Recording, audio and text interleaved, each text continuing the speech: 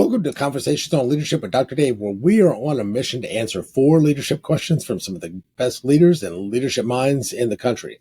So with that, today we are pleased to have Chris with us. So welcome, Chris. How's it going? Excited to be here, Dave. Doing great. Well, Chris, introduce yourself to the viewers, a little bit of who you are, what you do, what's the scoop. Give us the insight. Tell us all about Chris Arslan. I love it. Well, first off, appreciate you having me on. Excited to be here. Excited we got to meet, just a week ago at this point. Yeah. So excited to be here. And I guess quick little overview about myself. I would say 3 things that I've got going on, I guess, in a professional sense. First, probably what people find the least exciting is I do have a W-2 job. I work for Fortune 500 company doing sales. I oversee or am an aligned partner with about 300 reps. So I've got a pretty big pool of people that are all referring business to me and relying on me to help them hit their quota by closing down deals. So that's been pretty fun. And also it's fully remote. So, we're living the post COVID life of cushy remote work. So that's kind of first thing I got going on.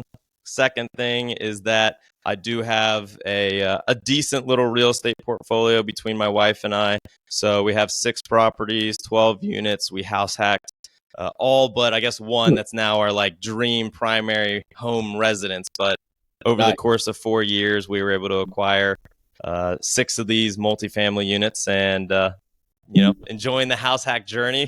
And then last thing I got going on is I do run a podcast.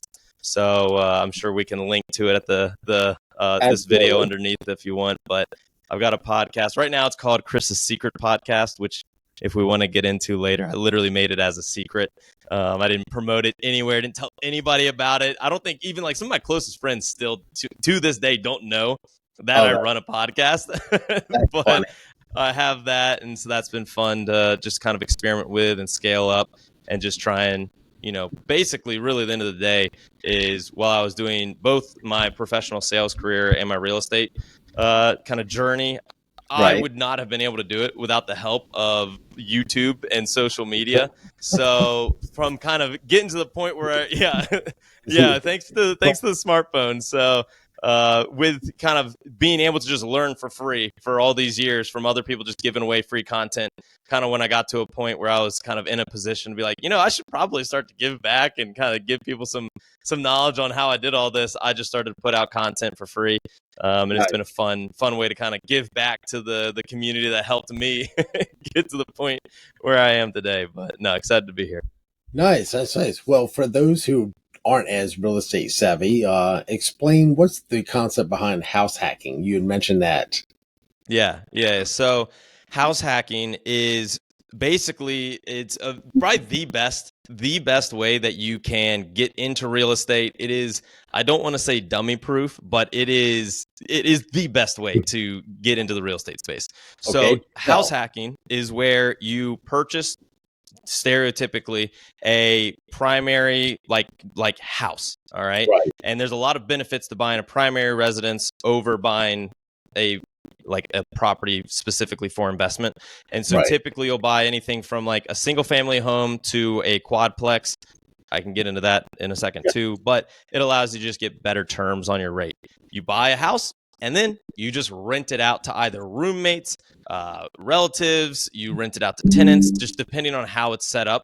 And then you let the tenants that are living there with you offset a portion or all of your mortgage, just allowing you to be able to have, very little cost to get into the property. Because also with the primary residence, if you're going to use a mortgage, you can pay less on the down payment. So a lot of people that I talk to are like, I can never, afford a house. I can't get 20% of some, $500,000 property. There's no way. I'd have to save up hundreds of thousands of dollars. And so when you're doing a house hack with a primary residence, in some situations, depending on the bank you're working with, you can do $0 down and get a property. But typically, stereotypically, it's like a 5% down.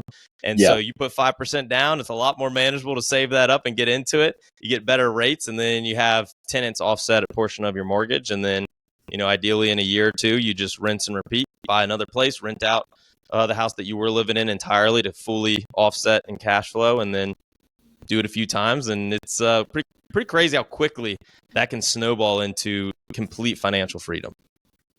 Interesting. So, what would you, when you're talking about rentals and you talk about house hacking, kind of compare and contrast? Because I know you were talking about this at the event that you were at, but Yeah. folks are looking at, all right, well, I had this as a primary residence and I've been here a year or two and I want to move and kind of rent this thing out. What are some of the advantages of maybe, uh, all right, I'm looking at a long-term rental with, I just, let the real estate people just handle it. They take their 10%, whatever, man. I don't have to deal versus, maybe doing something like an Airbnb, because especially if you think, all right, I got 4 bedrooms, right? I got 4 units that I could, you know, turn and burn every so often. So what's, kind of what's been your experience, or what's kind of the advantages and disadvantages of that? Yeah. So I mean, there's a lot. I could spend an hour answering that question. So, but I would say when it comes to, there's kind of three different options you would have. You'd have the option of doing an Airbnb, short-term Okay. rental. You have the option of doing a long-term rental and having a property management company handling it, or you'd have the option of doing either short or long-term, but managing it yourself. Hmm. And so I would say, in my experience, once again, maybe if somebody's running another company or running working at a W-2 job, and you're making like buku bucks, okay, maybe your time is so valuable that it doesn't make sense to manage this property. I would say, unless you are quite literally like a multi millionaire, your time is not that valuable. I know everybody likes to think that my time is so valuable. I can't, I got to outsource a cleaning lady to do this. I got to have somebody cut my grass. Your time is not that valuable, everybody. Like, we all need to calm down. So anyways, I would say, if you're going to be doing the property management route, just understand that you're Yeah. going to be lucky to cash flow. You're going to be lucky to break even. You're going to be lucky to profit on it, just because they're taking such a large percentage of what you're bringing in, unless maybe you inherited the property, and then you don't have any expenses on it. Okay, then yeah, sure, like have somebody manage it. But in my experience, I do all of the management myself, whether it was short term or long term. And with short term, you got to be on your A game. You need that place looking right, being clean, no maintenance requests, nothing. Because you could have. I mean, there were times where somebody would plug a hair dryer in, and it'd flip a breaker, and because of that one small little mistake, which has nothing to do with me, it's just them plugging in a hair Yeah. dryer, having some lights on, maybe having whatever, I don't know, vacuuming something or whatever the case is. It flips a breaker, and that takes it from being a 5-star experience down to a 3-star experience. And so it's just stuff like that is difficult with those short terms, where you got to really be on top of it and really on your A game. Whereas with the long term, look, end of the day, like all that it is being a property manager is making sure that they're in a comfortable living environment. So Yeah. you doing a quick maintenance request with a long term is much more manageable, much easier. They live there. They know, as long as you're doing right by them and being transparent with everything, it's a lot easier to just kind of maintain the property, keep them happy, a lot less work. So although one, technically revenue wise, short term rentals like Airbnb, your revenue, you can see some TikToker online, I generate $10,000 a month. It's like, no, you don't. You generate 10,000 in revenue. You profit Yeah. $1,000. Anyways, you can basically be making, a similar profit margins doing long term, as compared to short term rentals, but it's just a lot less work. So, Yeah. anyways, that I, would be I, my comparison.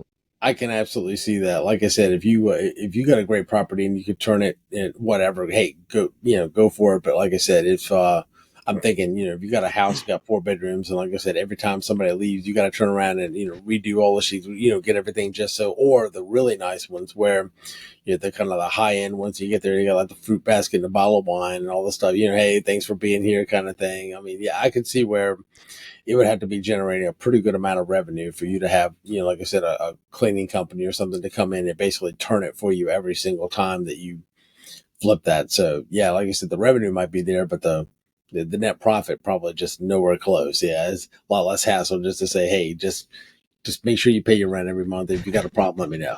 Yeah, yeah, exactly. So, and I would say just a good rule of thumb for anybody out there that's looking to get into really anything business related is if you're watching a video online and they're talking about how much money they make, and at the end of their video they go, click the link in my bio to join my course for just $9.99 a month.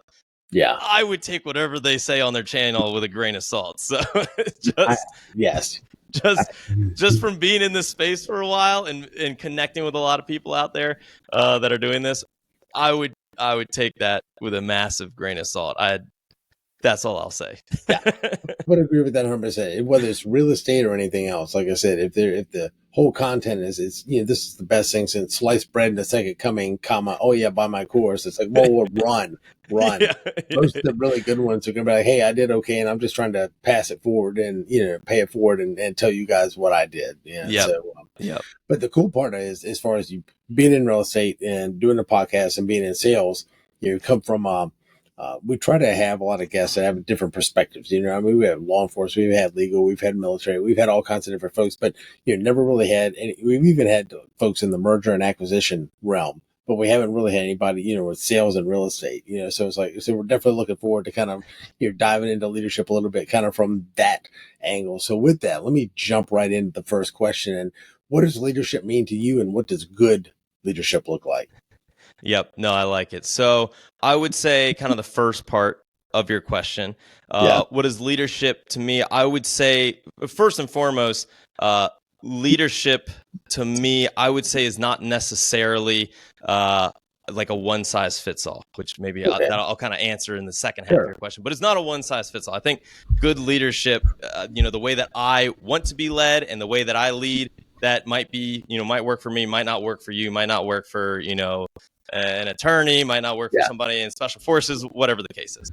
But to me, what is leadership? I would say leadership is the ability for somebody to galvanize a group of individuals to strive towards a common goal. Kind of simple as that. Let's all get together and all strive towards one common goal or objective. All right.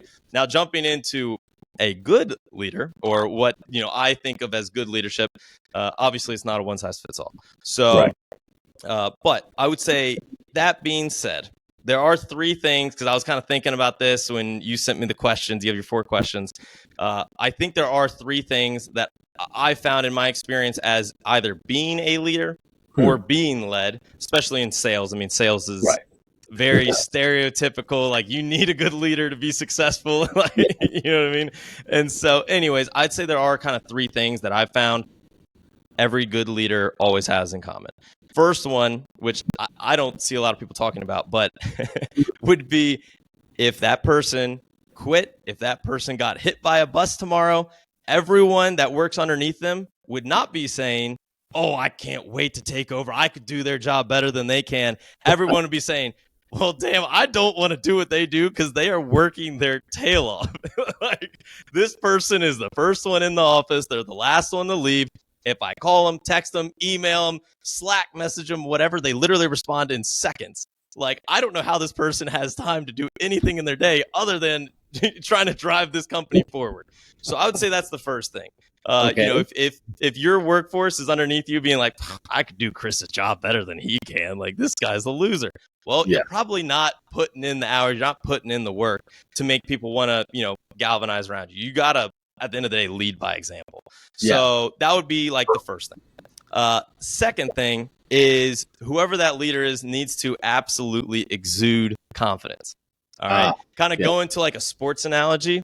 Okay. If you're down by 2 scores, 4th quarter, do you feel like, oh, we got Patrick Mahomes, we got Tom Brady, whoever the case, we got LeBron James, Michael Jordan, we've got them on our team, so we're not losing. We literally can't lose. We have this person that, like, I know we're going to win because he's leading the charge, all right? Is that what you are doing as a leader? Are you exuding confidence? In my case, are we below plan? Are we going to get above plan? Am I going to be able to galvanize everybody around me to be able to hit quota? Or are we trying to do a real estate, are we trying to renovate this property and get it rented out by the end of the month? There's no way we can do it, but hey, we got Chris helping us out, so we'll figure out a way to make it happen, all right?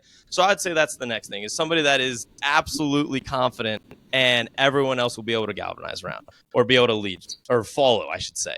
Yeah. Then finally, I would say the last piece of leadership, those are kind of like the fun too, like, work harder than everybody.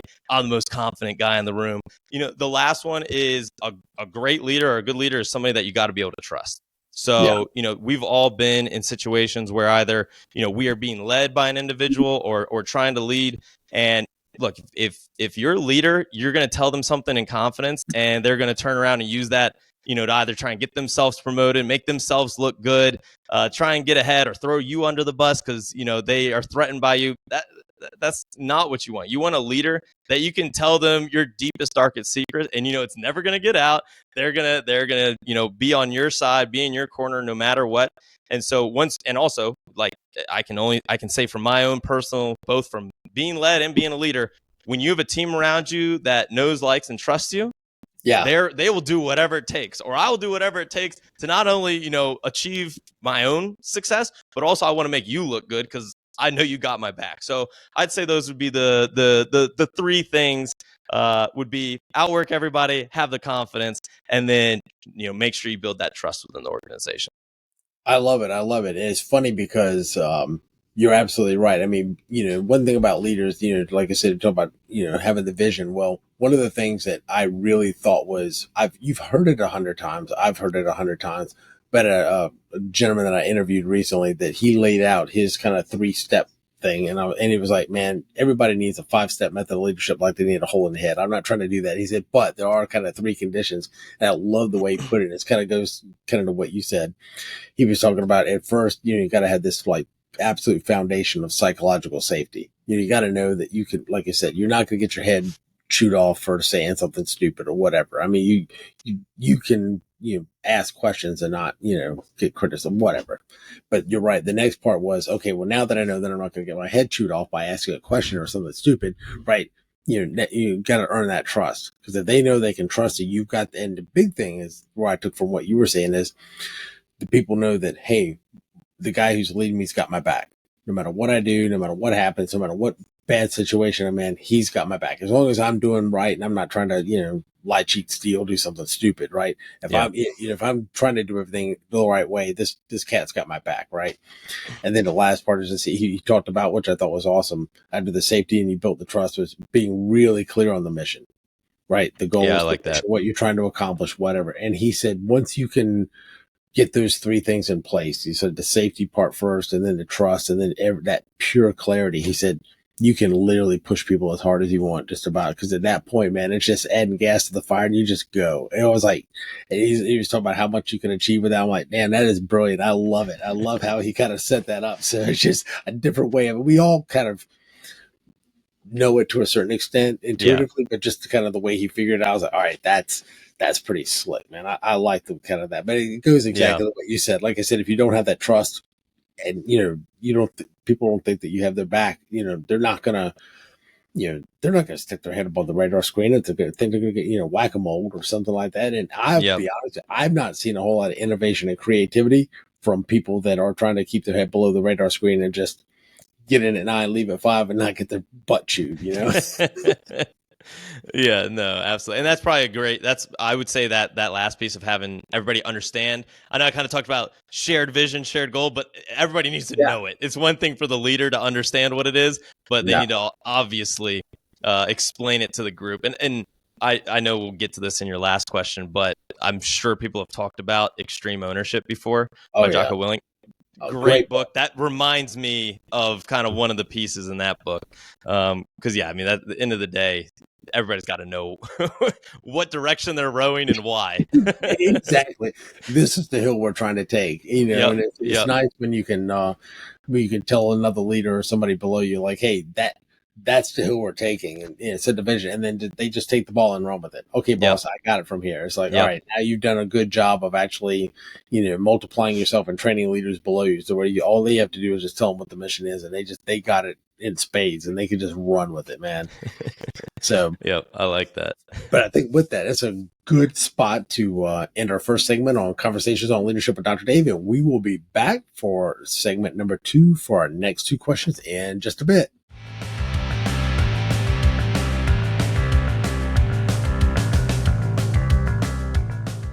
welcome back to our next segment of Conversations on Leadership with Dr. Dave, where we're going to jump straight on into our second question. So, Chris, what was one of the biggest leadership challenges you've had to face?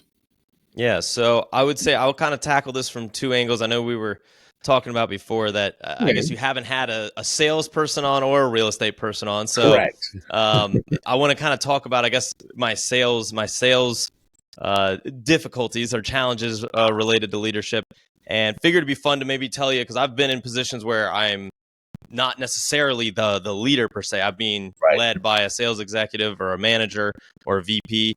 And so I was actually working at a Fortune 500 company. I was pretty green in my sales career, and so I was a self-producing rep. I was on a team. I mean, at that point, I was one of the top producing reps on the entire East Coast for a Fortune 500 company, known Nice. for being an incredible sales organization. And so, I was young, dumb, naive, and I was like, man, I'm the man. I cannot be stopped. And so, I was winning trips. I was getting, no drink will taste better than when it's a free drink on a sales trip that you won.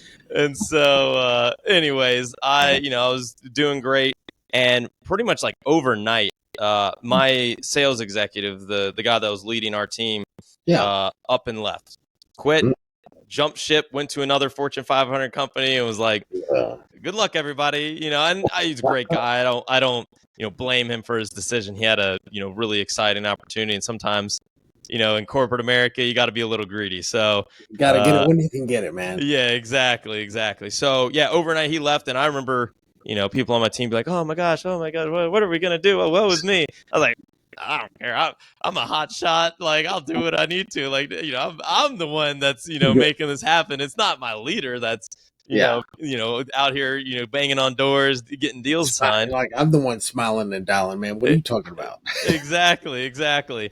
And so, and even when that is slightly true, like, the end of the day, I was out in the field. I was a field rep. I was going door to door, ingratiating myself in the community, making connections with CPAs, bankers, financial advisors, and getting leads myself. Like, I would really only see my leader, in person, maybe once a week, and I would, be on the phone with them maybe once a day. Like, I was out there hustling, doing my own thing.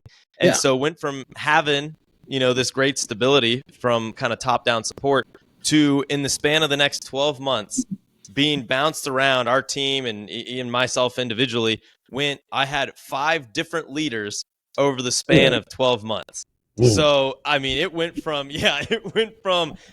clear vision, he knows how to lead me. He knows how to, get me, push all my buttons in the right way to get me to really tick and get the most out of me, to just bouncing around between different leaders. And it's not like they didn't want the best for me. It's not like they, didn't want to see me succeed, but they already had their team that they were leading, or they came in just temporarily to help out for a few months. I mean, at one point, the VP of our entire region was just trying to not only run the entire region, but also trying to deal with this like small team of reps that were kind of in no man's land, not knowing what to do. And so I just remember it going from, easily hitting quota, I mean, well exceeding quota, being one of the top producing reps, to like kind of just feeling like a chicken with his head cut off, just kind of like, I don't really know what I'm supposed to do. I don't know who to go to, because although, I'd only talk to my manager maybe once a day, when I needed to talk to him, you better believe he would answer quick. He'd get my question answered, like that, and I'd be able to, go on and get to the next task. And now it's like this, meaningless little question that should take 30 seconds to get answered. I'm running around to like 10 different people trying to get an answer to, some dumb little, internal question that shouldn't take that long. So that really was difficult as a producing rep, and just something for people, listening that are in a leadership position or are running a company. If there's a lot of turnover going on from a leadership perspective, I mean, you also better believe that my team went from, I think there was maybe 13 of us. And when the year was over, I mean, I think it was like cut in half, because I mean, we're just running around with no leadership, no direction. Sales is very much you eat what you kill. So we're not making, quota. We're not getting big commission checks. And so that is something that really not only was hard for me, but for the whole team. I mean, it ended up dwindling down to probably half of the people that it originally had. So I'd say that was something that was really difficult from a Oh my goodness. producing standpoint. Well, a couple things that I like from that example is that you realize, you're not thinking how important that sales executive is, how important that leader is when you're out there just banging it out and just killing it because they're just there, right? You don't realize the destabilizing force it is, but once it's gone, then you realize, oh crap, that really had a lot more to affect my performance than I really thought it did. Yep. Then you turn around and, like I said, with the instability, and here's the bad thing: a Fortune 500 company probably didn't give a rip one way or the other because they have plenty of sales reps, plenty of sales teams. It didn't affect them globally, like what? But think of that exact same thing where you might have a sales executive, 13 people on the team that's the whole sales force, right? For a smaller company. And all of a sudden, because of all the uncertainty and all the the confusion and everything that's going on, people aren't making. Even if they are making quota, they're like, okay, I don't deal with the confusion very much. I don't like the change. I don't like this constant turnover leadership or whatever's going on. Yep. And you look at it from the company perspective. What did it cost the company when I had 13 really tight top producing folks on this team to now all of a sudden half of them are gone? Yep. I mean, that's, the turnover is expensive, man. And it takes a while, whether it's a operations person or especially a salesperson. I got to get you in. I'm paying you a base salary. I got to get you familiar with the product. You got to get out and start shaking hands and kissing babies and starting, build a network, right? And it takes a while before there's that almost like the supply demand curve, when we all took economics, right? At some point, it takes a while before those lines cross and the money you're bringing in is actually paying your salary and making the company money, right? It Yep. takes a while for that threshold to cross. You're talking, some industries 6 months, some industries 18 to 24 months. And Yep. when you get that kind of turnover, it's expensive. And all of that coming from a lack of leadership, a lack of stability in leadership. Yeah, that's a good example, especially when you don't even realize how much it was affecting you until it was gone. Yeah. Yeah. And it's one of those things where, yeah, you just don't know what you don't know when you're in the day to day, like, in my mind, because the way that I get paid at my W-2 job is you make a sale. Like, you make a sale and you get commission. And Right. so, like, in my mind, I'm like, look, I can get somebody to sign. Like, that's what I'm good at. I'm good at going out there, kind of giving my pitch, overcoming objections. I don't need anybody's help when it comes to, kind of figuring out how to overcome these, somewhat complex objections and unique business situations that I'm dealing with. But, when it's like little internal things that, hey, how do I get, because you take negatives and stuff if the deal doesn't, get all the way through implementation and whatnot. And so there's like little admin things on the back end that you don't even realize that majorly impact my W-2 and take home pay when I don't have a manager kind of looking out for my best interest, making sure that, okay, we get that one through implementation. Okay. Yeah, Chris, I'll get that discount approved. Yeah, don't worry about that. I'll do an executive call, make sure that the CPA is happy. You know what I mean? Like, there's just little things that, yeah, I was just naively overlooking and thinking didn't matter That's when I was, some young 20, 22, 23-year-old kid that's out funny. there in the streets selling. It is amazing how much that a good leader who does have your back that's actually doing what they're supposed to do, which is I'm removing barriers, I'm greasing the skids, I'm doing everything I can to try to, make your job easy. And that's a lot of that stuff is in the background and you don't notice it and you just until it's gone. And then all of a sudden you run head first into all this friction that you didn't have before because that was what they were doing. They were getting rid of the friction to make your job easier. And then all of a Yep. sudden it's like, oh crap, now what? Yeah, no, it was interesting. And then also you got to think about you're getting put on, there was at one point, like I was mentioning, the VPs trying to run the entire region and help out, these random 13 people. And those are two totally different hats he's wearing. And then we get thrown onto a random team. So, this poor leader went from managing a team of, 10 to 15 people to now managing a team of 25 to 30 people. And they're not compensated for my success. They're compensated for their team's success. So who do you think they're going to answer when they're, two people are calling at the same time? Yeah, not me. So yeah, it just ended up being, a difficult thing, but I do think it ended up helping me in the long run. Just understand, at that point, I would kind of look at myself and I wouldn't say look down on my leader, but I would definitely look at them as like, I mean, like I'm gonna succeed either way. To now, I'm like, I'm gonna be, the poster child sales rep. You want my opportunities logged? You want me to send out emails to all these people? I'll do it. You tell me what needs to be done, I'll do it. I'll make your job easy. By making your job easy, it's making my job easy. Yes. So yeah, it definitely went from me being, kind of too cool to be managed to like, all right, yeah, I'm gonna definitely do what you need me to do, because I know that if you're succeeding, I'm succeeding. Yeah, you don't even realize how much that plays into it. I mean, it's funny. It's a great lesson for most people because, like I said, if you've got a good leader or you're trying to be a good leader, I mean, just reducing that friction, removing obstacles and barriers, making it so seamless that your people that you're leading don't even realize that you're doing that much for them. Yeah. Although I would throw that every once in a while, toot your own horn. Hey man, you do know we're doing X, Y, Z. Hey, I did you a solid by doing whatever. Every once in a while, just kind of that recognition, so that way when you do realize that it's not at the oh my god they left and now all of a sudden we're just without. You kind of now all of a sudden you've got that mutual respect no matter who's leading. You're like, okay, yeah, if you need this, I got you covered, right? I'm not going to bitch about the admin work. I'm not going to bitch about the CRM and getting you the logs of what we're doing. Like, yes, here. Yep. I like that. You make their job easier and they make your job easier. Yep. And you got to think about it from their standpoint. If they know that, like, I'm the guy that when they need something done, I'll knock it out and keep it moving, they're going to be, even more, especially in, a larger Yes. organization.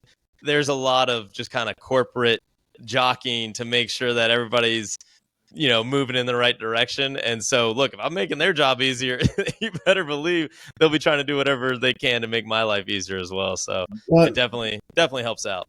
100%. Absolutely. That is for sure. So, wanted to kind of jump into the next question, unless you had something else you wanted to throw into the. Yeah, I mean, I could talk about kind of from a leadership standpoint. So I didn't talk about this in my intro, but basically I went corporate America, and then did a bunch of real estate that allowed me to be completely financially free. And Nice. then I was like, hey, we're gonna take a swing at something, which was I wanted to start a rental car business with my little brother. So I was looking at what he was doing. Obviously, I was doing real estate. He was doing something called Turo. So it's AirBNB, but for cars. All right. Got it. And so he had a few cars. I think he had at that point two. He had two cars. I was looking at his profit margins, and I was like, dude, this is like pretty profitable for, you know what I mean? Like for these cars. Like I kind of like this. I was like, why don't we? And this was a few years ago. Turo was brand new, and I remember looking at what he was doing, and I was like, dude, I think that we could sell like a management service and try and get on. Because, I mean, my brother, once again, we were a little naive because I was like, how many hours do you work managing these cars? Like, dude, an hour? Like, it's so easy. Granted, when you scale it from 2 cars to 20 to 30 to 60. A lot more hours. A lot more hours. And so anyways, but we were looking at it, and I was like, dude, I think we could scale this up. I think we could do something with this. So anyways, I was like, I don't really necessarily need money anymore. Like, I got enough rental income coming in to, frugally live my life. Let's take a swing at something big that could really, really pay off. And so we scaled up a rental car company. And so kind of fast forward, about a year and a half into it, my job on my side of the house was the sales side. And so I was overseeing building out our marketing and sales operation. And honestly, it was really cool to do because it did a lot of things for me. One, it let me realize I was pretty damn good at sales. Like, I always thought I was good at sales, but when there's like, I am the guy that has to come up with the promotions. I got to come up with the pitch. I got to come up with, how to overcome every single objection. I've got to find good reps and make sure that I coach them up right. Because I'd done like sales leadership roles in corporate America, but being my own boss, being in charge of a company, totally different. And so I remember kind of like being like, yo, I'm actually like I did build a lot of confidence in me. Like, yo, I kind of am really good at this. Like, this is kind of sick. And so anyways, we were humming. I, was totally in charge of how are we going to market stuff? How are we going to pitch who are we going to bring in on the sales team. Hmm. And we were bringing in a lot of revenue, but I mean, we had a lot of expenses with this business. And so the way that I was able to build out a sales force is, look, everything you're working 100% off of commission. There's no base salary. So one, I would have to like convince people to come and work for me exclusively off of commission based. All right. So that in and of itself was, a difficult pitch, but was able to do it. And we ended up getting one of, the partners in this business. There were 3 of us with equity. And we ended up getting one of the like, founders or partners wanted me to bring on one of his friends as a sales rep. And so, do the interview process was kind of like, like, look, nice guy, got to give him a chance. But like, my leadership style was pretty, I mean, it's sales. And, and I know from being in corporate America that, and from doing other, being a sales leader in other positions where I didn't have full autonomy to, it's all you, somebody man. If they weren't producing, and you can only threaten somebody with a pit plan so many times before they're like, oh wait, I don't actually get canned if I'm not producing. So exactly, I'm just going to scroll TikTok all day. So anyways, bringing this guy in and pretty quickly realizing that like, he was trying to go off script. He was trying to answer objections in his own way. He, sometimes wouldn't, show up to meetings all the time. And it was just like, look, man, this is not good. So that was a tough dynamic to not only have to figure out a way to scale him out of the business, but also not ruin relationships with, the 3 of us partners, because this was a personal friend to one of them. And so that was definitely an awkward one where, it goes from, we release him and then, he has a little mini panic, like freak out. I'm the friend of blah, blah, blah. You can't let me go, blah, blah, blah. So then, we are like, okay, fine, we'll try and let you back on. To then that blowing up in our face and then having to let him go, which was even uglier the second time. And so, yeah, that would just ended up being one of those things where, look, I'm not one of the people that says like, don't get into business with friends or family, but I have since that experience and a few other experiences, I'm now the one that says, get into business or, absolutely get into business with friends and family. I think it's great. It's even more rewarding if it works out, but do the same amount of due diligence as you would do if it was just some random person. So anyways, that was definitely one that was an awkward and uncomfortable and not a fun, pleasant process. I could see where it wasn't. Now I'm kind of curious because, like I said, you're sitting there thinking, well, to some degree, if you're not paying base salary, it's like, okay, it's not costing me, but so much if if he's not making sales, I'm not having to pay him out anything. But you still got a certain amount of expenses because you just have to physically have them there. You're obviously that's not cheap, and it's also doing reputational harm to the business if he's out saying and doing things that really aren't, the message you're trying to put out. They get a bad, taste in their mouth about your business. And it's like, wait a minute, wait, that's not what we're trying to portray here, And so obviously people talk when they get bad, but, I'm kind of curious how, with that awkward dynamic, how much of it was going to the founder and basically the other partner there and laying out the case, like, okay, here's the objective facts, right? I'm not sitting here trying to scorch your friend because I don't like him or whatever, but like, here's literally the objective facts. Almost like convincing him that this is the right thing to do to torch this guy before you go out there and have to sit down with him. I'm curious that conversation happened before you. Yeah, I mean, there were definitely multiple conversations with him, and I will say to the entire kind of like the 3 of us that were all equity holders in this business, right? We were all very good. I would say almost to a fault sometimes of like, hey, look, I am in charge of sales, and they would all be like, you do what you want, dude. Like, end of the day, that's your baby. I don't care what you do it. And then like my brother, he was in charge of managing the cars, and I was like, look, man, you do whatever you want. You have the final say. So like with that one, there was honestly the partner was totally fine with it. He was like, look, man, you do what you need to do. It was just one of those things where it got, I think honestly more uncomfortable for him than me, because I didn't know this guy.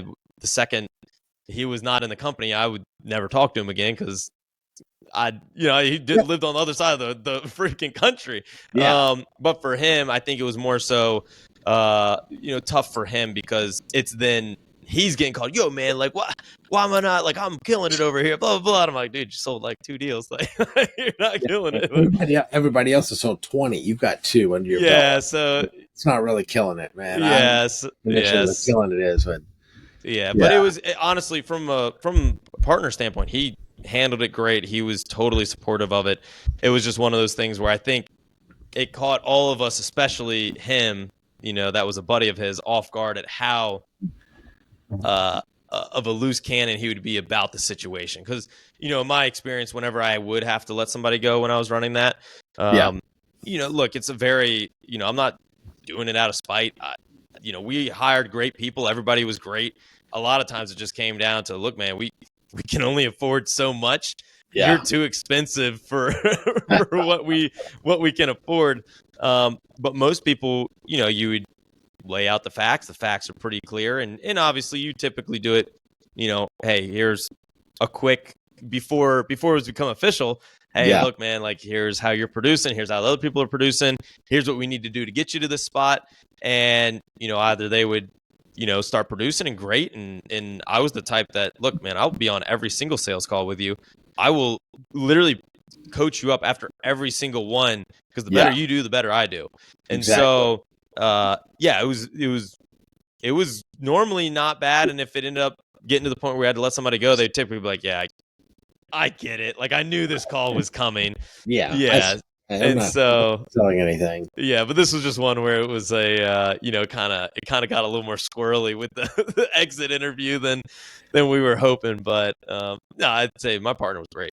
Awesome. No complaints there. Yeah. Yeah, it's funny. It only takes me once or twice to refer somebody to, hey, do you know anybody? We're looking for people. Yeah, I got my buddy so-and-so, over there. And then he gets there and all of a sudden he's just a POS and he just can't do the job. And it's kind of like, you want to crawl under a rock and you're just like, oh, well, so-and-so put you down as a reference. Well, 1, I didn't realize that. But 2, it's kind of like, hey, man, you interview him and make your own decision. I'm not saying anything one way or the other. Yeah. I mean, that's kind of how I live. Like on the corporate side, at least. I had a few when I was newer, because I was doing great. I was winning trips. I was, 200% of plan, rookie of the year. Like, I was winning all the accolades. So when, the bosses would come to me, hey, do you have any buddies? Anybody? I introduced a few people and then, a few people. Yeah. And so after that, I'm very selective with my,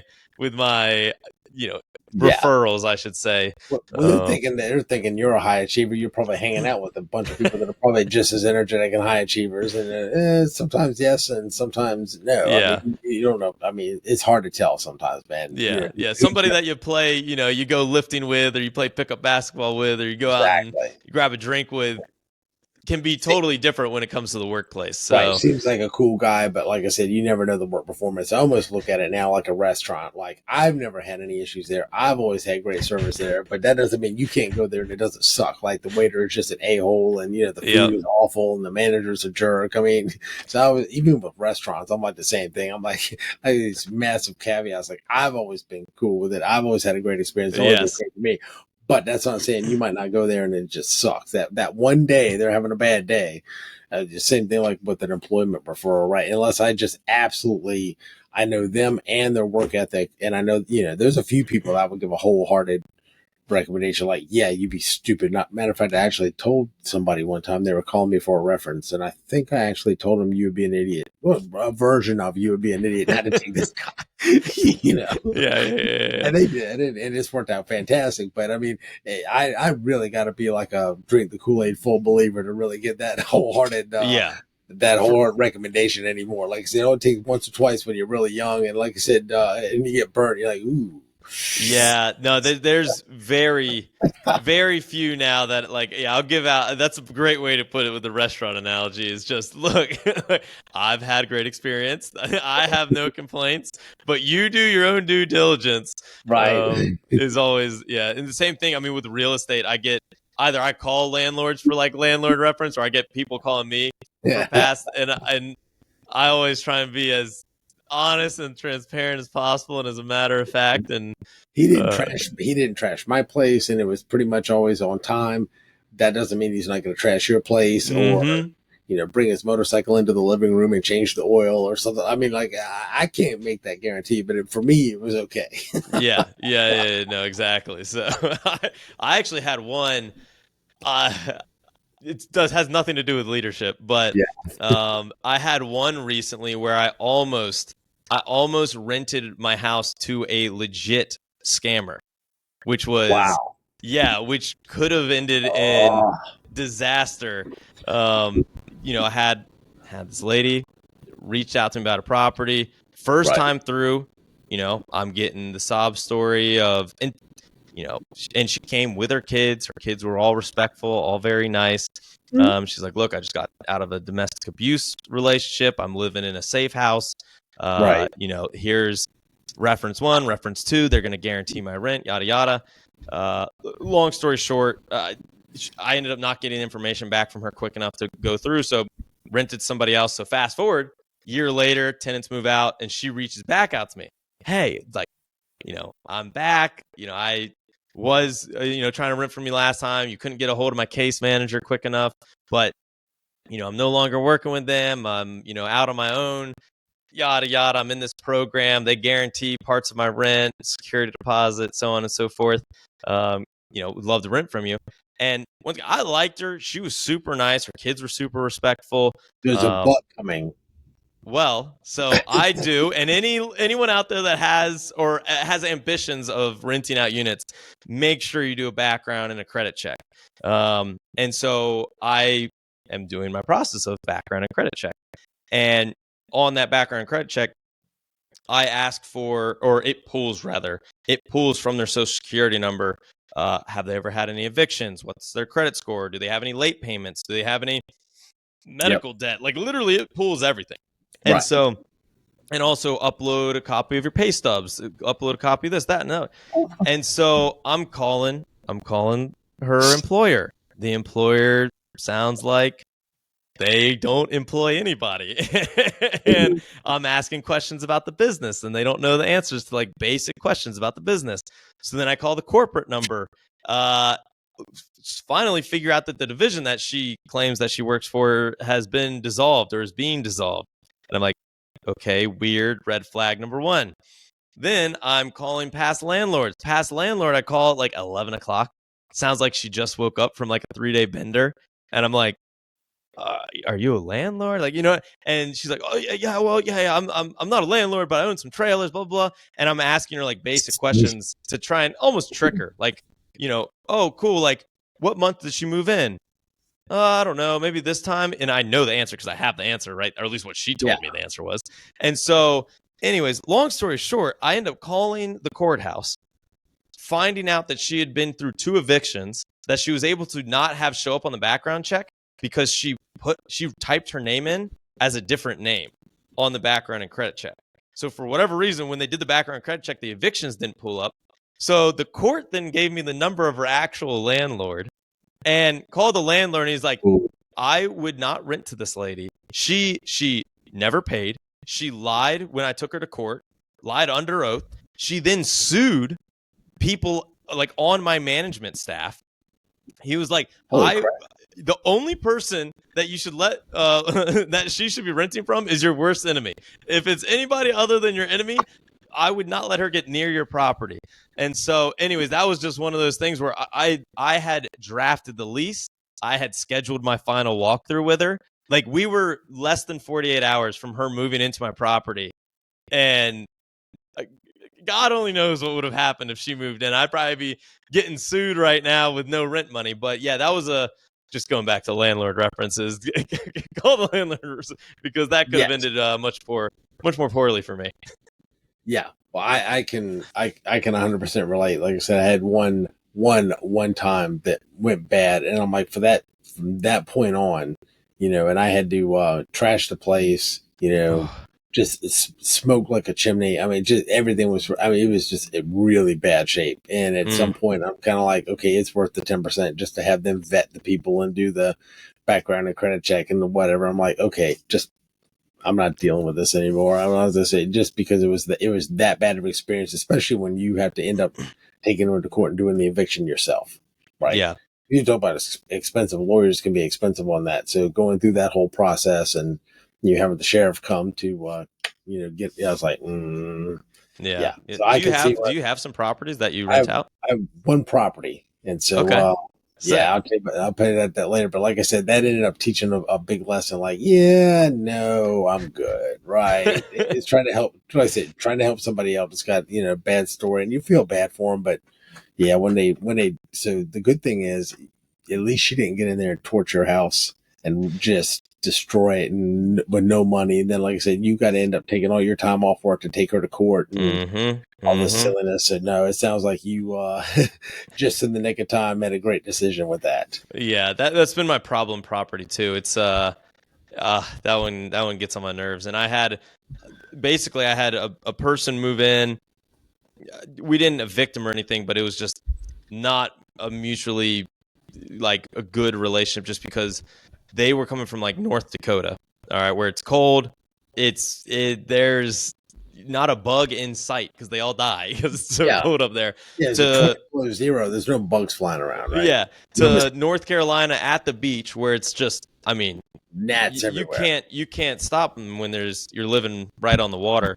No. And so they moved in, and keep in mind when they moved in, they had one dog. Within the first week, they're like, "Oh, just found out my dog's pregnant and has 6 puppies." And so, I'd go in, they were like, "There's bugs here." And I'd go in, I'm like, and I even had like professional exterminator come in and he was like, "First off, Yeah. this is not a bug infestation. There's no bugs here. We don't see any. I know you saw a bug last night, but that doesn't mean it's an infestation." And then Yeah. two, you have like 8 water bowls all around the house. You have 8 dog bowls all around the house. You have all these dogs running in and out of the house all day long. Like, I don't know what you expect. So that was one where we let them leave. The next people that moved in couldn't pay, so ended up having to go through the beginning of the eviction process. They moved out and they left the place not in the Not the best best. condition. Yeah. Yeah, that one was a bummer. And then I had a good group move in, and then this lady almost rented from me. Thankfully, that one didn't rent from me. But yeah, it's always something with the tenants. Yeah. I was gonna say, yeah, that sounded like you dodged a bullet on that one. Yeah, So that one would have been rough. cool. So with that, I think we'll wrap up this segment of Conversations on Leadership with Dr. Dave, and we'll come back for our last 2 questions in just a moment.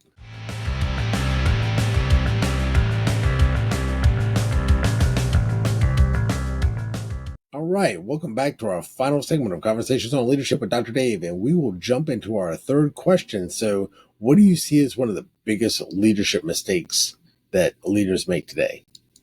Yeah, so I can say what I find either as being somebody being led, like in a sales capacity, or when Right. I'm trying to lead, from a leadership position. I Yeah. would say people that are chasing short-term gains, which Mm. then undermine long-term success.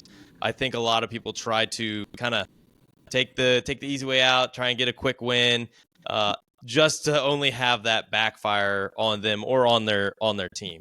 So I would say that's probably the biggest thing that I see a lot of people doing in a leadership capacity. As funny it's interesting because it's not just leaders in a team or whatever. I mean, think about big corporations. You hear a lot of times, okay, well, they're chasing the 90-day stock quote, to go back to the shareholders for versus, Mm-hmm. how are we going to build long-term value and revenue on this thing? And you might not get the short-term, quarterly gains like you want, but, if you really play it for the long term, it's funny because I just heard a really good example of that on a case study. Like it was a few months ago, but they were talking about, I forget the restaurant chain, but it was one fast food chain that just, maybe it was Wendy's, maybe it was somebody, whatever, they just Yeah. all over the country, right? Yeah.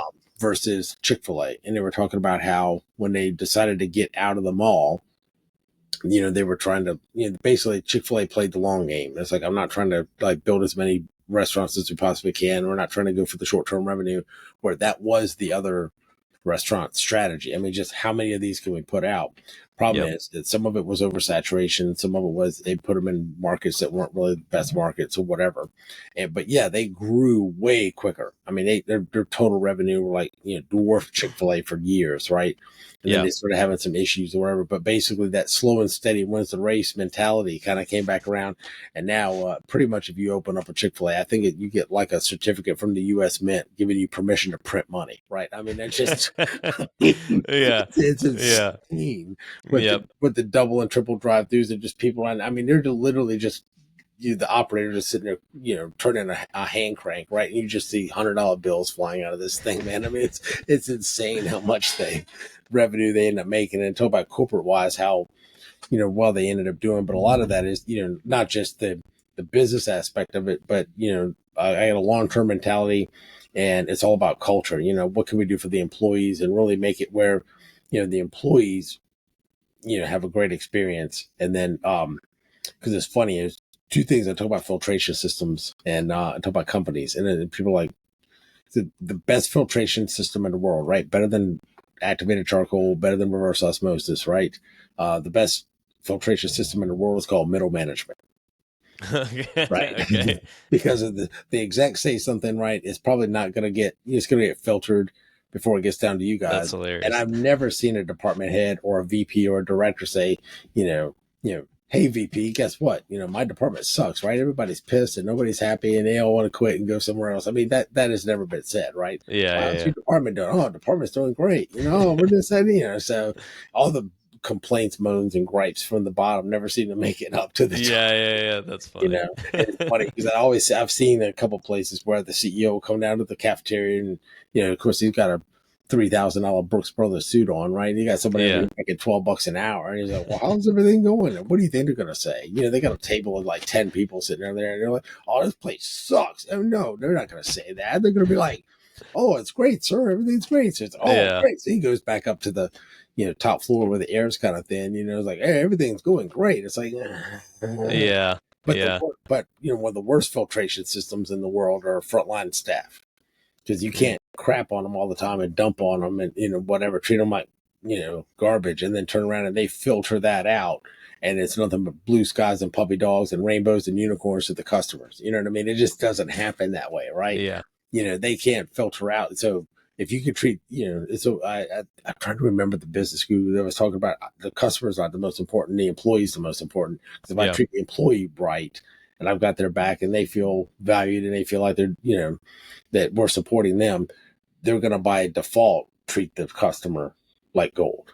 Yep. Yep. No, I mean I agree. And like at least with sales and real estate, which is primarily what I'm focused in. Yeah. Uh, sales, there's people all of the time in sales roles where they try and pull a fast one on someone. They tell them, I mean, we've all been sold by somebody like that Of says course, price is going to be this. There's a, 30-day warranty guarantee, blah, blah, blah.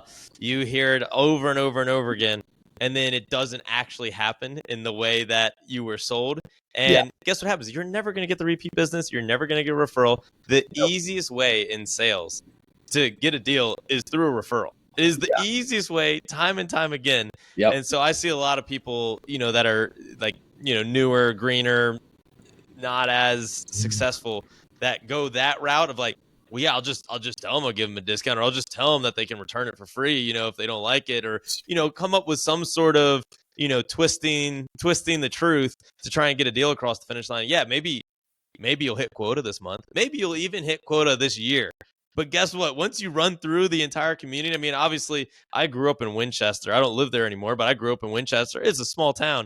You're not going to get away with screwing people over for very long before everybody knows your reputation in the town and doesn't want to work with you. So I would say that's, something I see all the time in sales. Same with real estate. I see people all the time. I want to have 10 doors, or I want to have 100 units, yada, yada, yada. And then they just go and buy a bunch of, whatever, Section 8 housing. And nothing wrong with Section 8 housing if you do it right. But there's if you do it wrong, there's a lot of issues with, a lot of that cheaper real estate.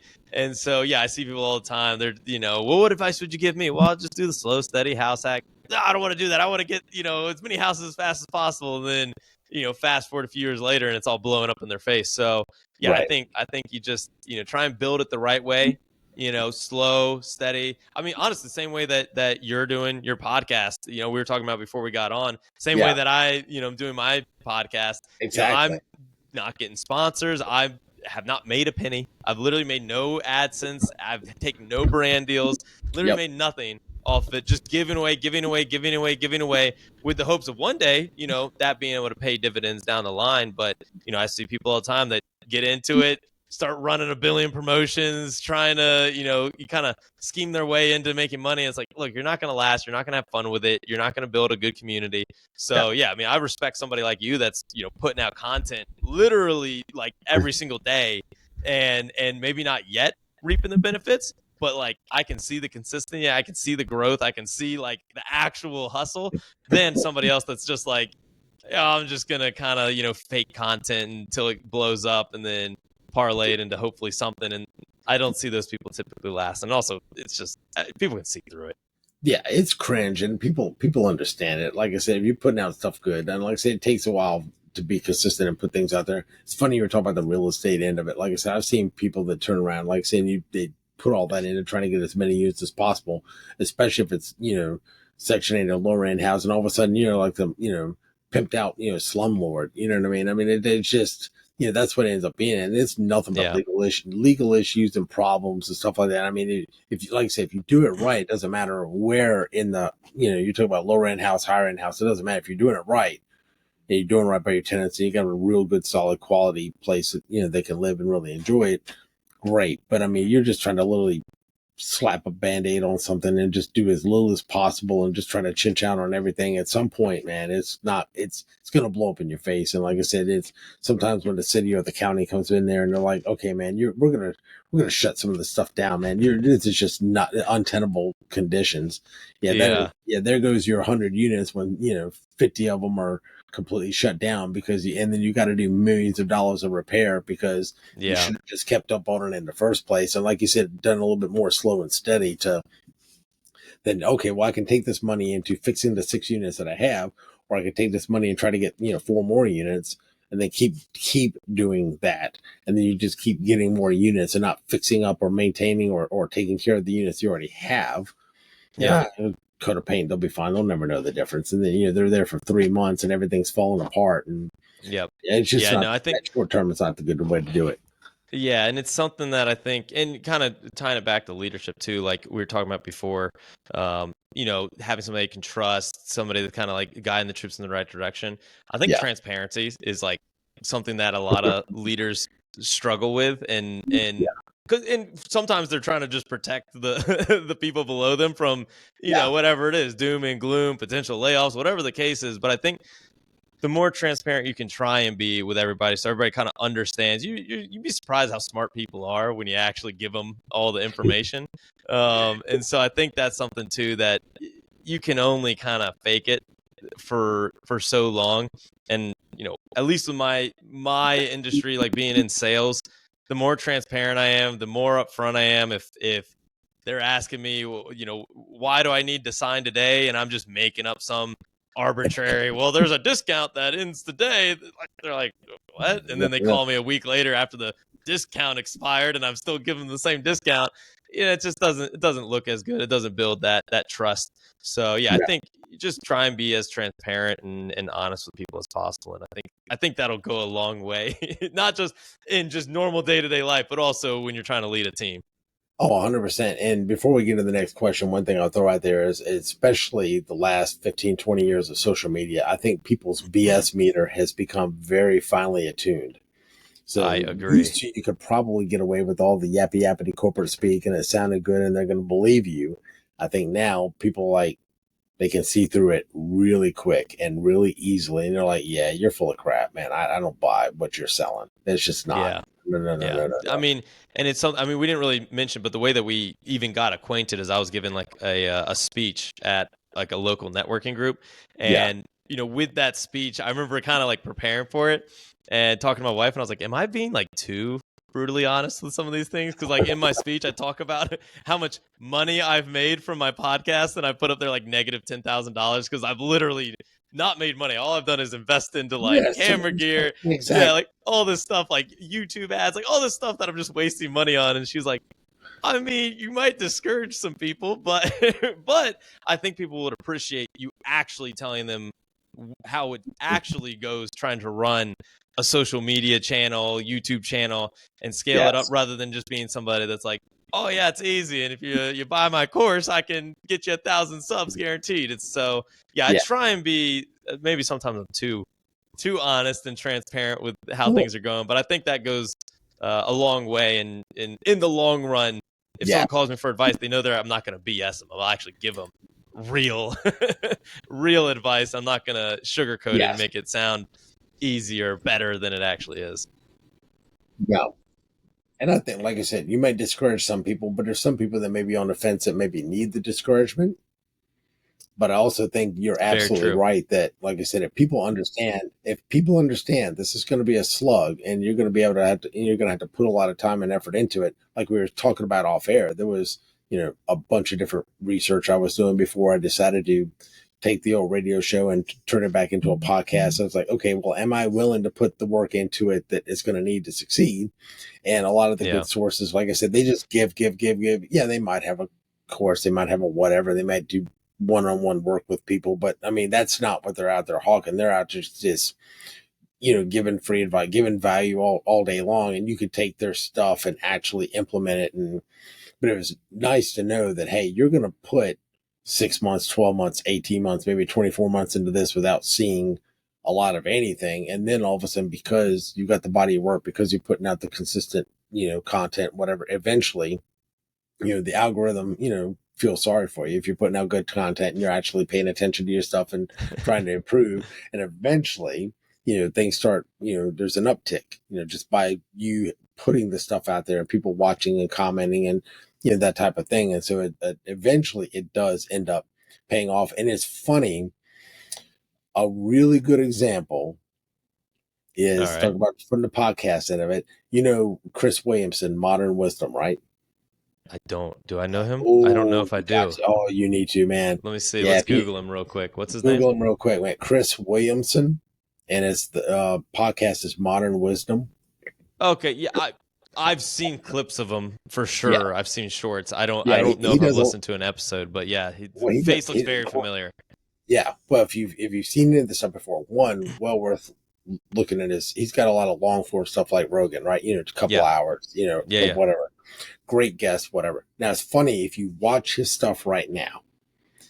It reminds you to a certain degree of like Rogan or Hermosa or Andy Frisella or something like that. You've got, this beautiful table, great backdrop, the mics. I mean, the 3 camera shoot. I mean, you've got it all. I mean, it's Yeah. high production value, looks amazing. Yep. There was a guest that he was interviewing, and this was really encouraging to me. Okay.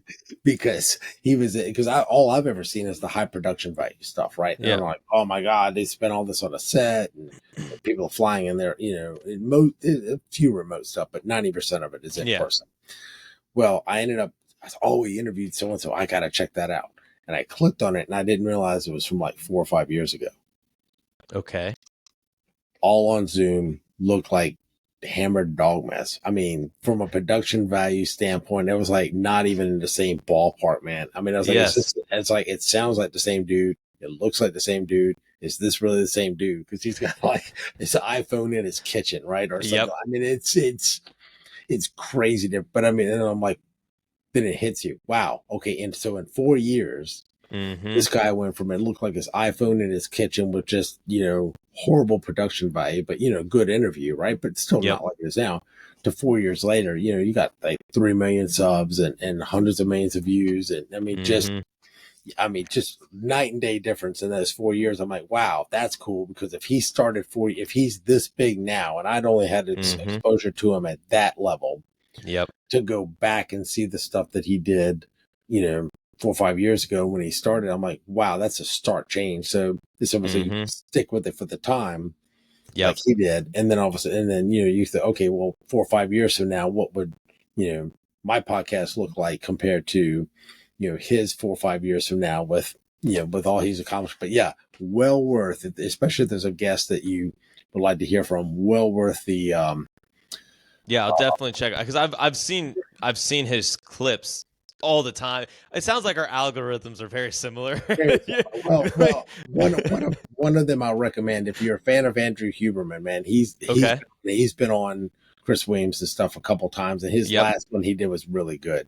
So Okay. yeah, I've those two. definitely seen clips of them two talking together. So I've Yes, probably seen clips of their podcast on his channel. I just it's didn't well realize. it's well worth putting it on and just letting it go and watching that one. Like I said, the last one he did with Andrew Huberman, or not like Huberman anyway, but I mean, those two together, they've done a really good job. And he's interviewed Alex Ramosi a bunch of times. Yeah. So I mean, he's interviewed a lot of folks that Oh yeah, that are you in take that the are in the, your the sphere. realm of Yes, what I'm yes, listening yes, to. Yeah, no, I yes. think I think that's great. And I also think that it's also cool with like podcasting that because we were talking about it at the networking event. You don't really think about it when you're putting out a show and you're like, "Oh, this thing only got 100 views. Like that sucks. Like what the hell?" But then I was at that networking event and I've never like publicly like hosted or like presented about my podcast Yeah, at a networking event. And so I'm presenting, and there are, maybe 20 people there. And yeah, I'm like, oh, this is kind of sick. Like, I have 20 people here listening to me talk about my podcast. And it kind of hit me. I was like, I I literally run a podcast every single week. And if a podcast only gets 20 listeners, I'm like, damn, I suck. Like, why is nobody listening? And then I'm in a room talking in front of 20 people. I'm like, that's actually sick. Like like I'm presented to like a legit audience right now. yeah. And when it's on a podcast, for whatever reason, we think it's, oh, nobody's listening, nobody's checking it out. 20 people is a lot of people. Like that's impacting a lot of people. So I think it's cool too, is like something that I always try and think that, but it really kind of resonated when I was there talking to people.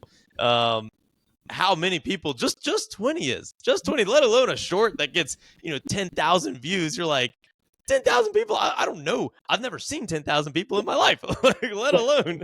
And I've been at some conferences before where you've had 5, 6, 7,000 people there, and you got the guy there talking, and it's like this is massive crowd. And you're Oh, thinking, okay, if I got a video that's got 5,000 views, and you record, and that's a great way to look at it. I equate that to I'm standing in front of 5,000 people giving yeah. this talk.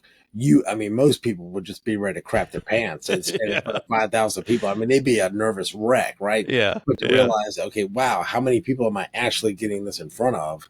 Yeah. 150 views, and I'm sitting there like with a room full of 150 people. It's just, it really makes it Yeah, real. that's a big room. That's like a lecture hall at a college, and you're there talking about leadership. That's insane. But then you put it on YouTube and you only get 100 people views. You're like, No, oh it's man, this not. sucks. It's like, no, this is great. Like this is incredible that you have this many people watching. And then I also say I feel like podcasts compared to like YouTube or Instagram or TikTok, like all right, yeah, if you have an Instagram channel or like an Instagram page Yeah, and you get 100 likes on a post, like I'm not going to say that's easy. I'm not going to say that's common, but like it's different than getting a podcast listener. Like think yeah, about how many podcasts you actually have time in a given week to listen to. Like yeah. I've had people that recommend podcasts to me all the time, and I'm a podcast junkie. I will listen to podcasts all day, every day. I love it. I love learning, and it's hard to get like into a new podcast, but once you do, I mean, you got kind of a listener for life. If you keep putting out quality content, you're going to have this audience with you for a long, long time. So I think that's something cool too, where like, I think one new listener for a podcast is like, that's like 1,000 new Instagram followers that are just going to Exactly, like your fitness photo of you doing a pull up. You know what I mean? So exactly. I think they're very valuable listeners that are dedicating an hour of their day to listen to you babble about something. Like that's Well, insane. That's and incredible. yeah, and even to sit there and scroll through a couple of 1 minute shorts. I mean, it's when you can distill a couple of the key points down. I love it when somebody gets up there and it's funny. They're like, well, I'll get, there's one guy said, oh, I got, I said, it's something about, what's leadership mean to you? What's good leadership look like? And he pulled out this piece of paper. He's like, well, I've got, my 10 commandments of leadership. And he starts going down this whole list. I'm like, holy smokes, man, really? But that was 10 really good clips, man. I mean, I was like, and it was one a little bit longer, 4 minute kind of, this is pretty good. But I Yeah. mean, when someone's got, hey, I got 3 things of this, I got 5 things that I got whatever. Sweet. Well, guess what that is? I can promise you that if they're taking through it, man, each one of those is a nice separate clip. And it's, Yeah. Yeah, it's just being able to distill a little, a bigger context of knowledge into something bite sized that people can snag onto and be like, hey, that was helpful, man. Yeah. That really hit home. So, even with the shorts, like I said, it's still, like I said, you see, 12, 1,500 and you're thinking, okay, but if you had a 2 minute slot to stand there and talk to 1,500 people at a crowd, man, like I said, That's incredible. Yeah, exactly, Yeah. exactly. It definitely Yeah. gets eyeballs on the stuff, that's for sure. Yeah. But with the last question we had, so what do you think is the best ways leaders can improve their leadership skills? Yeah, so I would say, I mean, this one's obvious, and I have a bunch of different podcasts, books that I'll be able to list for you. But I think it's very true. So I was meeting with a guy that is, and I'll have this podcast episode coming out probably in January. But I was interviewing the guy that is running the Zero Pack factory, like Nice. redevelopment. Yeah. So got to go through, film the whole thing, like see all this crazy. I mean, this is like a factory in Winchester, Virginia, where I grew up, that has been honestly just vacant since I could remember. Like, I remember going through it as like a high schooler. One of my teachers took me through it, and it had been abandoned for years at that point. And so he's like the first person that's been able to successfully raise the capital and get a construction crew through to develop the whole thing. And so one of my questions to him was like what is some advice that you give to somebody that aspires to be able to do something on like this big of a schedule, like this big of a scale? Because this is a $60 million renovation project. Like, that's big boy money. That's some You, serious change. you think So a $9 million hotel is big money or whatever, but you're talking about $60 million for a renovation. $60 million renovation project. And so I Wow. was like, how would somebody, if anybody wants to aspire to do something like this, what would you recommend? And his answer was just keep learning every single day. The day you stop learning is the day that you plateau and you're stuck. So obviously learning is great. I mean, as far as like ways that I learn when it comes to business, real estate, leadership, whatever the case is, I love podcasts. That's also why I am now doing my own podcast. That's why I love coming on your podcast. I think podcasts, just literally just like yours, I obviously listened to a few before coming on, just to kind of like gauge interview style Yeah. and see what Oh, I was yeah. getting myself into. Dude, there's great information just on your channel, let alone the dozens of other channels that are out there. So just start with this channel, and then obviously there's other ones. I love listening to like Jocko Yep. Willing. He's a ex-Navy SEAL guy. He's got some great stuff. I love listening to like Joe Rogan, who doesn't necessarily, I wouldn't consider himself as one that he considers himself like a big leader. Obviously he is, but he Yeah. doesn't consider himself or portray himself as some like big successful businessman, but he brings on some amazing guests that you can kind of hear, kind of peel Yeah. back the onion and hear behind the scenes of how they've done it. I love like books. I think I already mentioned it, but Extreme Ownership by Jocko is a great one. Art of Yeah. War, Richest Man in Babylon. Yeah. There's a bunch of just incredible ways to learn. And then I'd say the last thing I'd say is get a good lead, or not a leader. You should get a good leader too. Go work at a company with good leadership, but find a good mentor. And I don't necessarily.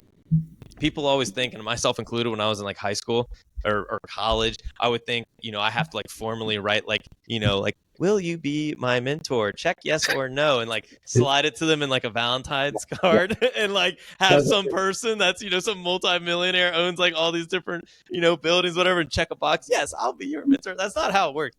A good mentor is literally just somebody like you and I. Now, I would consider you somebody that if I have a question about podcasting, if I have a question about leadership, whether you even know you're my mentor now or not, or accountability partner, whatever you want to call it, I'm going to reach out to you with a question. I have buddies that, are in real estate doing big things that I'll just text them a question, give them a call, see what they're up to.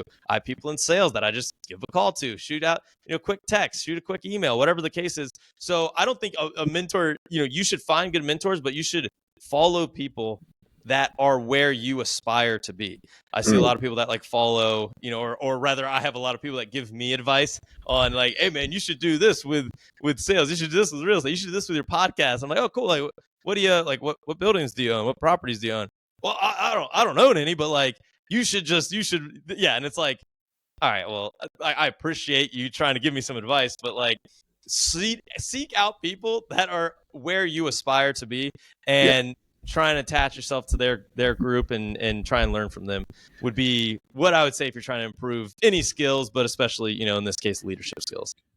Yeah, 100%. I laugh because, getting advice or people that give you unsolicited advice, the good one, Yeah. even better. And they're very insistent on making sure that you listen to them. And it's funny because, like I said, they've never done anything that you're trying to do. Yeah. And you're like, so yeah, you're taking real estate advice from the guy who can't even, spell house, right? I mean, he's never owned a thing in his life. You know what I mean? Or like I said, trying to take sales advice from somebody who's never sold anything. What was it? I was listening to one of Jeb Blunt's audiobooks. They talk about, like sometimes even the HR people end up having to write the sales manual or whatever. And he was asking the lady, he's like, have you ever, because he was trying to get in there to do some sales training. And it's like, have you ever sold anything? She's like, no, but I've had people try to sell stuff to me. So that's really where I'm going to start. And he started getting into telephone prospecting. And I thought it sounded like she was going to, poop a chicken. She's just like, oh my God, I would never get on the phone with anybody. And she's just, waiting. And I was like, yeah, this is not going to fly. Like, okay, well, call me when this blows up in your face and I'll come back and actually take your money and then produce some results, right? It was just hilarious to listen to him talk about. But I laugh. They used to call it Drive Time University, whether it started with the cassette tapes or whether it started with the DVDs or now it's with podcasts. It's kind of like, if I'm running, I'm working out, I'm driving somewhere, I've always got something on listening to. And you're right. There's a wealth of information out there now that, whether it's I just need to figure out how to fix my faucet all the way to, or how do I hang a door to, hey, what's some great advice on leadership or whatever. Like I said, that's I love that about finding a mentor. And then at some point, I like John Maxwell's adage about talking about be a river, not a reservoir. So it's not all take, but at some point you give as well. Because I've known from a past life, from fire and EMS and clinical stuff, I actually got spoiled when I first started, because you always hear that those who can't, or those who can do, those who can't teach, right? Okay, so you're like, well, the problem is where I got spoiled was most of the folks that I knew that were either full-time, part-time, but whatever, the folks that were teaching this stuff were actually some of the best in the industry. And so, I mean, they were amazing. Like they were like literally the top performers. And I asked one guy one time, and, was doing some ride along with him when I was first getting started. And I was asking him, like, I mentioned that adage, and he just kind of scoffed, and he was like, yeah.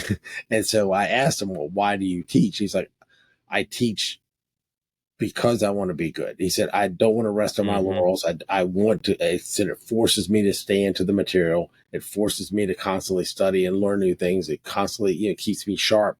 He says, so the teaching, if I was good before, he said, I'm better as a clinician or provider, technician, whatever, because I teach, because I constantly have to stay sharp on my material and stay in it. And I was like, that's pretty slick, man. I like that, man. Just you're bringing it in from somebody who's already done what you want to do, and you're kind of even if you're just one step ahead of somebody else, it's kind of like, okay, well, I'm helping to pass this along. So you learn so much more by when you learn it, and then you turn around and you try to teach it to somebody else. You actually process it and internalize it a whole lot more. So it's kind of like being that middle conduit between seeking out the people that actually have done something.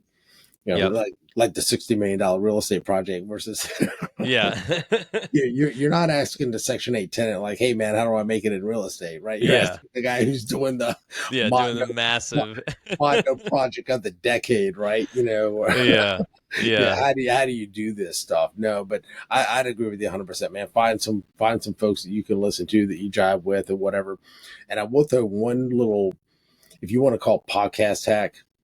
I love it. If you don't know anybody, right? Because I know when I first started listening to a lot of I knew like nobody. Yeah. And I was like, some of these folks that now it's just household names, and you think, oh, of course, why would you not know this guy? Yeah. What's funny, I remember when he was still with Quest Nutrition, Tom Bilyeu did it wasn't Impact Theory at the time, but whatever the show he was doing, and he would have a different person every week that he was interviewing.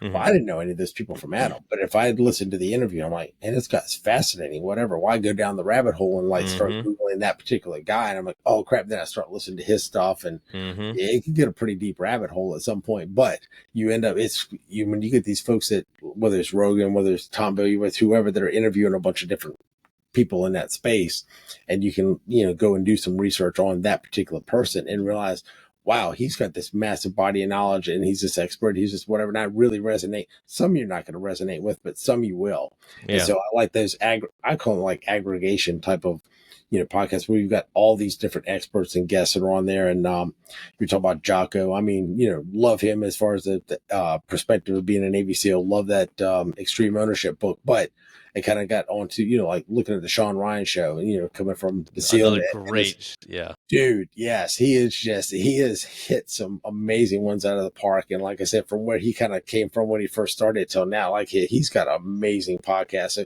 there's a lot of really good ones that are out there that if you're looking to, try to glean some knowledge from, even if it's not directly learning from somebody one-on-one in person, or you pick up the phone or text that is doing in the space that you're at, but even nothing else, use somebody like that that's, as a mentor, whether it's reading a book or listening to a podcast from somebody who's done what you want to do. Just that right there is worth, a great place to start.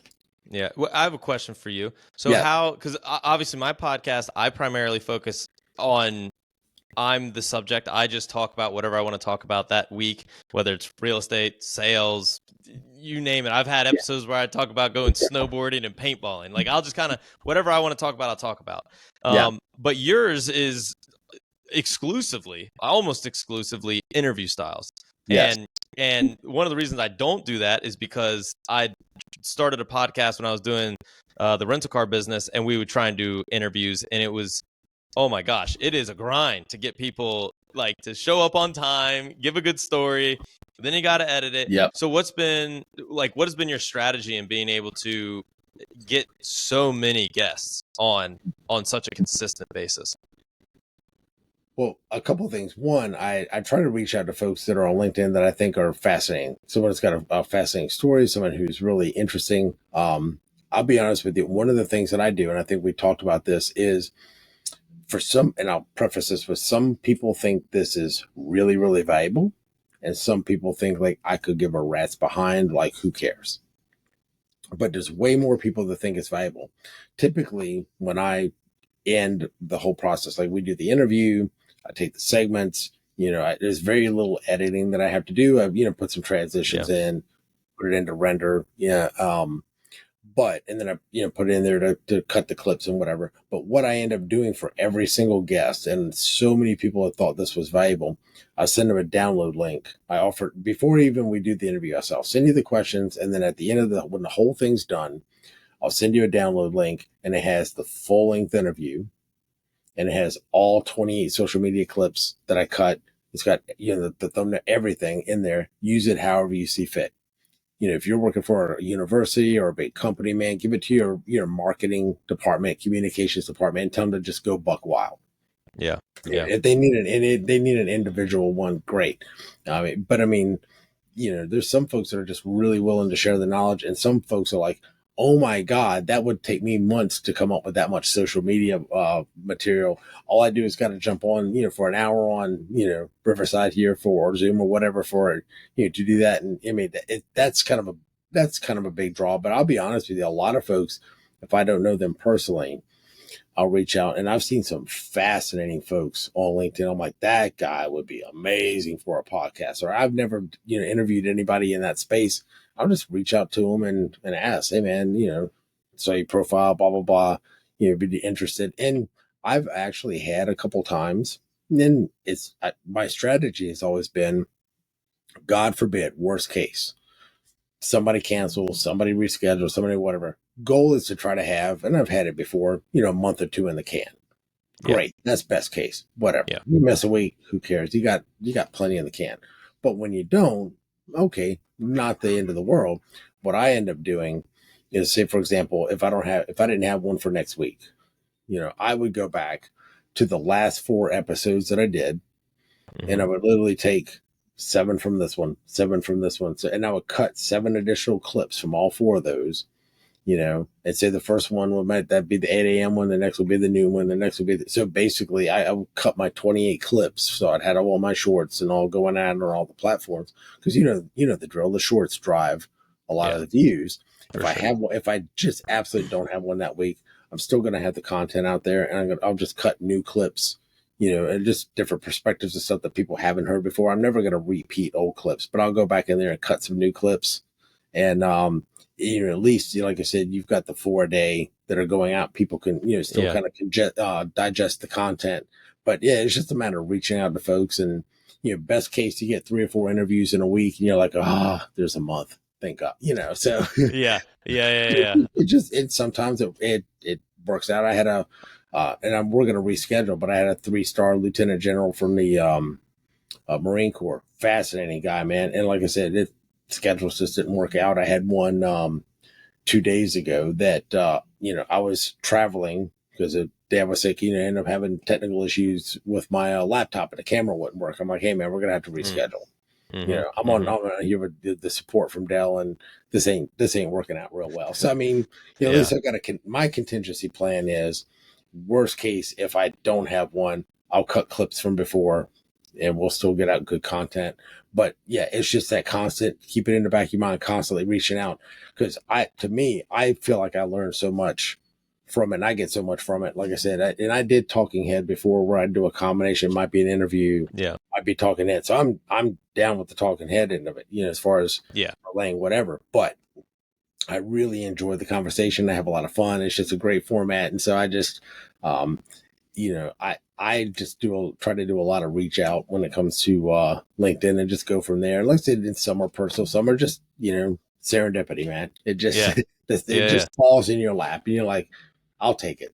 Yeah. No, it's funny. LinkedIn is actually one that when I have tried to get guests, I've found LinkedIn to, funny enough, be the best one to get guests off of, because I've tried Instagram, Facebook, literally just email, text. Like I've just tried it all. And funny enough, LinkedIn is a very successful way to get, honestly, some really cool people I've gotten on the pod from LinkedIn messages. Yep. Well, I think why it is because they can go back and look at your profile. They can go back and look at your podcast, and you see that you're legit. It's not just some user 1, 2, 3, 4, 5 off of Facebook or something, whatever. It's not some random kind of whatever, man. They can actually go back and see, hey, this is legit. Hey, and especially when you're posting to everything, like if you went to my LinkedIn and you went and looked at my feed, you looked at all the posts, you would see the one long formal week, the 4-day post, plus the other posts that I'm just putting out just in general for LinkedIn. Are you posting on your personal LinkedIn for the podcast? Both personal and business. Yes. And a business. Okay. Got it. But okay, cool. So, and so you double post, like if you have one short, you'd post it both on your personal and the business? Oh, I got same video. I got one short, brother. It's going on 6 different things. It's going on my business Facebook because they won't allow you to put it on your personal Facebook from a scheduling software, right? Oh, yeah, that makes sense. So it goes right. So it goes out to my business Facebook, which I'll share on my personal. Okay. Yep. It'll go out on TikTok. It'll go out on YouTube for the shorts.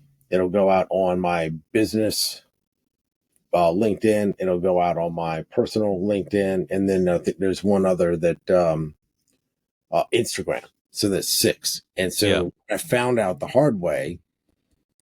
I wish I'd have known this before. I tried to pre-schedule on Twitter, or now X, right? Yeah. Great for the long form every week. Boom, put it out.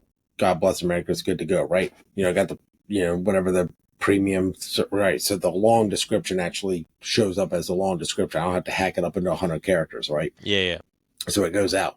What I realize is that when you try to put shorts up there, coming from a scheduling software, it kicks it out. Nope. Twitter says this is too similar to something you put out before. You can't schedule this. Like, really? Oh, come on. So what I ended up doing, a little bit of a hack, get on the phone and I go to YouTube Studio and I have all my shorts. And so what I'll do is I'll hit the short, share, X, post, done. Short, share, X, post, done. And I'll just manually share them on X, and it is a whole lot easier. And I'll do the same thing. I found out the phone is so much easier than just doing it on the desktop. Like, for example, when I'll go in my long form, I'll go to share it to a bunch of groups. I got about 20 or 30 groups that I'll share the long form podcast. I don't blow them up with the shorts, right? But I will share the once a week to a ton of different groups. I can just go in there. I visit my business page on my own, hit share to my personal, but then I'll go to hit share to a group, and it'll here's the groups. I'll hit the group, done. Share to a group, here's the group, done. I have a little blurb that I'll paste in there, and like I said, Yeah. I and just be able to share out to all the groups, and that really helps kind of push the content. But yeah, I'll that one video goes out on 6 On different everything. platforms on everything, and then I'll Yeah. turn around and take it from YouTube and actually share it over to. So it actually goes to 7 because I said it gets on What do you Twitter. what do you think is getting you the most traction? Do you think it's YouTube? Do you think it's LinkedIn? Do you think it's something else? Well, as far as views go, views and comments, I mean, we're talking about we hit 1 million views on November 24th, and I would say probably 680,000 of the views were from TikTok, probably Really? 280, almost 300,000 were from YouTube. Then it just kind of went down from there. Now, Yeah. people see it on LinkedIn.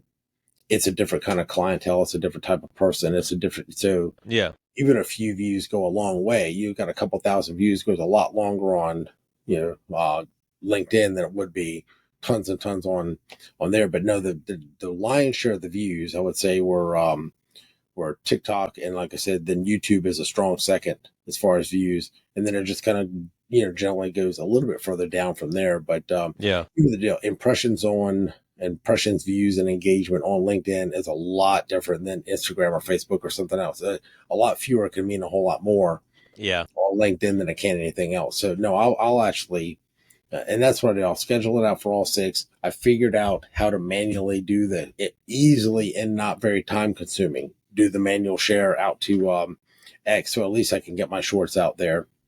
Yeah. And then, like I said, I'll go into my link into my Facebook once a week, and I'll take the long form, and I'll share that out to a bunch of different groups, just to get just to get everything out there. That's the big Yeah. thing. But like I say, growth wise, I knew that I wanted to have it parked on LinkedIn, on YouTube, and YouTube was going to be the number one, like where everything revolved around that. Yeah. But then as far Yeah. as engagement, comments, reach, stuff like that, as far as especially to get guests, LinkedIn was really the Yeah. LinkedIn was the number one.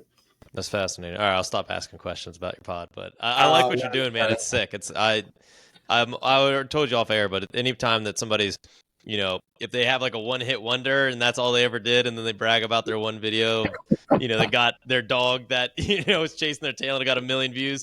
I mean, cool, great, but somebody that's actually putting in the work, putting it in every single week, that's really cool. well, and you're doing the same thing. It's funny that you talk about Chris's secret podcast. Well, it's not but so secret if you got 100,000 subscribers. But I just throw that out there. I got to put the BS flag on that one, right? It can't be but so secret with 100,000 people subscribe to it. But Yeah, I need to change the name. I've been just trying to decide between Arslan Entertainment, Arslan Production, Chris Arslan Production, or Chris Arslan Entertainment. I'm trying to because honestly, I don't know. It's just I like having the first and last name. Honestly, just for SEO. Like it's yeah, funny. You Google your name, you Google my name. Like there's actually a lot of information that comes up about us just from what we put out of our own content. So I was thinking about switching it to something with my full name. I haven't really fully been set on what yet, but yeah, that's kind of in the works. I haven't decided when I'm going to do the full rebrand, but it is something I need to do because yeah, it's the secret podcast name. I should probably start to promote it a little bit more on my own personal network. that's funny. That's funny. Well, we'll talk offline about rebrand. I did a company rebrand last year that was interesting. So good. I'm Okay. glad I did it. But still, we'll have to talk offline about that. Yeah. So with that, let me wrap this up. Tell listeners how Yeah. they can connect with you, how they can, follow your stuff, your podcast, both LinkedIn. Basically, they're like, "Hey, man, I got to get me some more Chris, man. How's that? How's that going to happen, man?"